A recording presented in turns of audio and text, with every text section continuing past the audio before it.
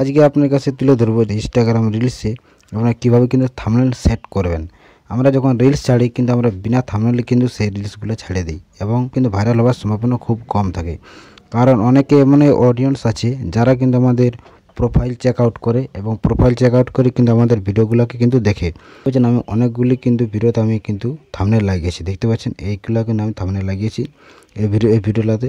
তো এরকমভাবে কিন্তু আপনারা থাম্বনেল লাগাতে পারবেন, দেখতে পাচ্ছেন। তো এরকমভাবে থাম্বনেল লাগালে কিন্তু আমাদের কী হয় যে আপনাদের যদি কেউ প্রোফাইল চেক আউট করে তাহলে কিন্তু সে কিন্তু দেখে আপনার থাম্বনেল দেখে কিন্তু সে অ্যাট্রাকটিভ হয়ে যায় এবং আপনাদের ভিডিওগুলো কিন্তু প্লে করে।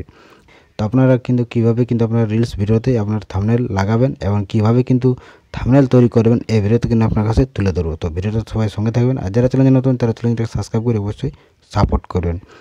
তো ইনস্টাগ্রামে রিলস ভিডিওতে থাম্বনেল লাগানোর জন্য সবথেকে প্রথমে কিন্তু আপনারা আপনার রিলস ভিডিওতে কিন্তু চলে যাবেন। আপনার সেই প্রোফাইল লোগোতে কিন্তু আপনারা ক্লিক করেন। প্রোফাইল লোগোতে ক্লিক করার পর দেখতে পাচ্ছেন এটা এই ভিডিওটা আছে, এই ভিডিওতে কিন্তু আমার থাম্বনেল লাগা নেই।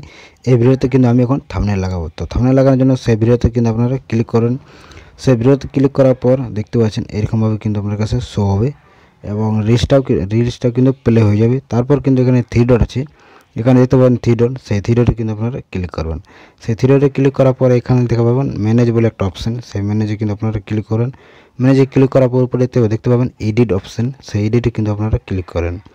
এডিটে ক্লিক করার পর এখানে কিন্তু দেখতে পাবেন এডিট বলে একটা অপশান আছে, সেই এডিটে কিন্তু আপনারা ক্লিক করবেন। তারপর যদি সেই ভিডিওটার টাইটেলটা যদি চেঞ্জ করে দেন তাহলে এখানে ক্লিক করে কিন্তু আপনারা টাইটেলটাও চেঞ্জ করতে পারবেন। তো আমি থাম্বনেল লাগাবো এবং সেই থাম্বনেলটা লাগানোর জন্য এডিটে কিন্তু আপনারা ক্লিক করবেন। এডিটে ক্লিক করার পর এরকমভাবে কিন্তু আপনার লোডিং নিচে দেখতে পাচ্ছেন। তো দেখতে পাচ্ছেন আমাদের কিন্তু থাম্বনেল লাগার অপশানটা চলে এসেছে, এই যে দেখতে পাচ্ছেন। এখান থেকে কিন্তু আমরা যদি চাই তো এখান থেকে কিন্তু আমরা যে কোনো একটি থাম্বনেল এখানে সিলেক্ট করতে পারবো। তো এখান থেকে কিন্তু আমরা যে কোনো একটি থাম্বনেল কিন্তু এখানে সিলেক্ট করতে পারবো। আর যদি আমাদের যদি থাম্বনেল আগে থেকে আমরা যদি তৈরি করে রাখি তাহলে কিন্তু এখানে ক্লিক করবেন। এই যে দেখতে পাচ্ছেন অ্যাড ফ্রম ক্যামেরা রুল, এখানে কিন্তু ক্লিক করে কিন্তু আমরা আমার যে থাম্বনেলটা আছে যে আমরা তৈরি করা আছে গ্যালারিতে সেটা কিন্তু আমরা লাগাতে পারবো। তো সেখানে ক্লিক করে দেখতে পাচ্ছেন আমি এখন আমার গ্যালারিতে চলে এসেছি। এখান থেকে কিন্তু আমি এখন একটা থাম্বনেল সিলেক্ট করে নেব, যেটা কিন্তু আমি এখন তৈরি করে রেখেছি। এই যে দেখতে পাচ্ছেন এই থাম্বনেলটা, এখানে কিন্তু এই থাম্বনেলটা কিন্তু আমি সেই ভিডিওতে কিন্তু আমি এখন ক্লিক করব।